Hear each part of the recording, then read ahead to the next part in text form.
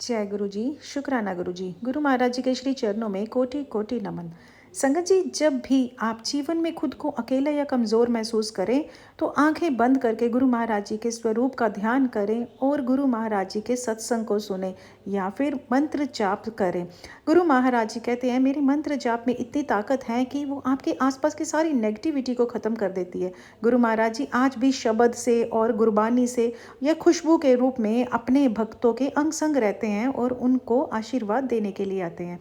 संगत जी, एक बार की बात है, दिल्ली एम्पायर स्टेट के मंदिर में जब गुरु महाराज जी विराजमान होते थे, गुरु महाराज जी के एक बहुत ही करीबी सेवादार अंकल थे जिनका परिवार पीढ़ियों से बहुत बड़े पितृदोष और तांत्रिक बाधा से परेशान था। उनके घर में कोई भी काम समय पर नहीं होता था और बीमारियां बहुत रहती थी।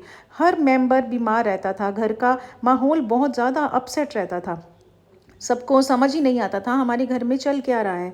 एक रात जब सारी संगत जा चुकी थी, रात को करीब 2 बजे अंकल गुरु महाराज जी के दरबार में सेवा करके अपने घर जाने के लिए निकलने लगे थे। गुरु महाराज जी ने अपने कमरे से अंकल को आवाज़ दी। जब गुरु महाराज जी अपने कमरे में विश्राम कर रहे थे, उन्होंने उन सेवादार अंकल को अपने पास बुलाया और कहा कि आज रात तू घर नहीं जाएगा, यही मेरे कमरे के बाहर पहरा दे।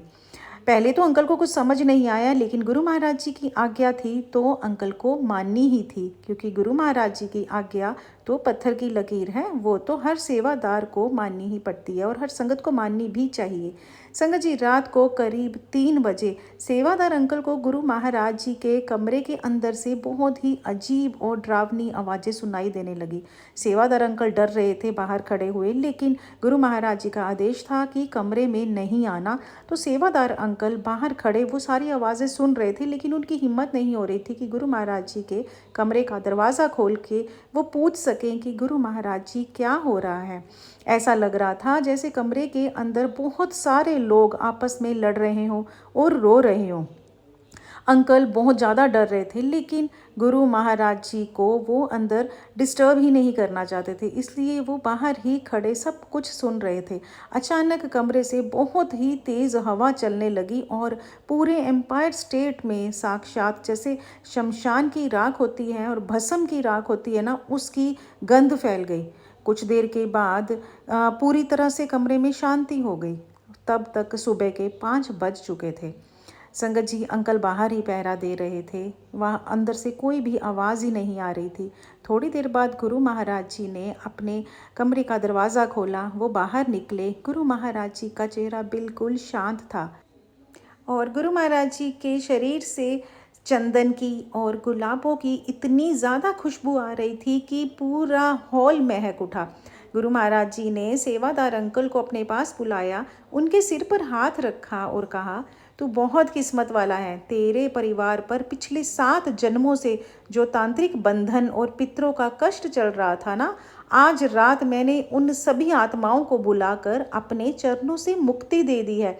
अब से तेरे घर में केवल खुशियां ही आएंगी। अब वो तुम्हें परेशान ही नहीं करेंगी। तेरे घर से सारी नेगेटिविटी मैंने दूर कर दी है। फिर गुरु महाराज जी ने सेवादार अंकल को घर जाने के लिए कहा। सेवादार अंकल ने गुरु महाराज जी को प्रणाम किया और घर के लिए निकल गए। जब अंकल घर पहुंचते हैं तो अंकल बताते हैं कि उनकी पत्नी उनको बताती है कि रात को ठीक 3 बजे उनके पूजा घर से बहुत अजीब अजीब सी आवाज़ें आ रही थी। जब उन्होंने उठकर देखा तो एक तांत्रिक यंत्र पड़ा था उनके घर में, जो कि काफ़ी टाइम से पड़ा हुआ था, तो वो अपने आप टूट के गिर गया और पूरे घर का भारीपन हमेशा के लिए ख़त्म हो गया। यानी वो जो तांत्रिक मंत्र था उसमें ही सारी तंत्र विद्या करके किसी ने उनके घर के मंदिर में रख दी थी, जिसको ये समझ रहे थे कि ये पूजा करने की कोई विधि है जिसको उनके बुजुर्गों ने रखा हुआ है, लेकिन ऐसा नहीं था। वो तांत्रिक क्रिया थी जो उनके घर पर हुई थी। उसके बाद से उनके घर की सारी परेशानी खत्म हो गई।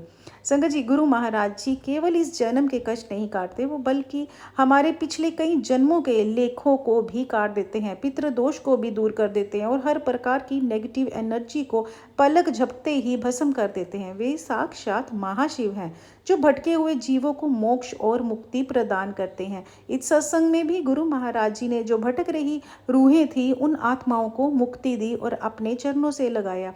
संगत जी, गुरु महाराज जी हमेशा अपने सेवादारों और संगत को मंत्र जाप करने के लिए कहते हैं। गुरु महाराज जी कहते थे कि मंत्र जाप में बहुत ज़्यादा पावर है। मंत्र जाप करने से हमारे अंदर की और हमारे घर की सारी नेगेटिविटी दूर हो जाती है और हमें सुकून महसूस होने लग जाता है। तो संगत जी आइए मिलकर गुरु महाराज जी का मंत्र जाप करते हैं। ओम नमः शिवाय, शिव जी सदा सहाय। ओम नमः शिवाय, गुरु जी सदा सहाय। जय गुरु जी, शुक्राना गुरु जी।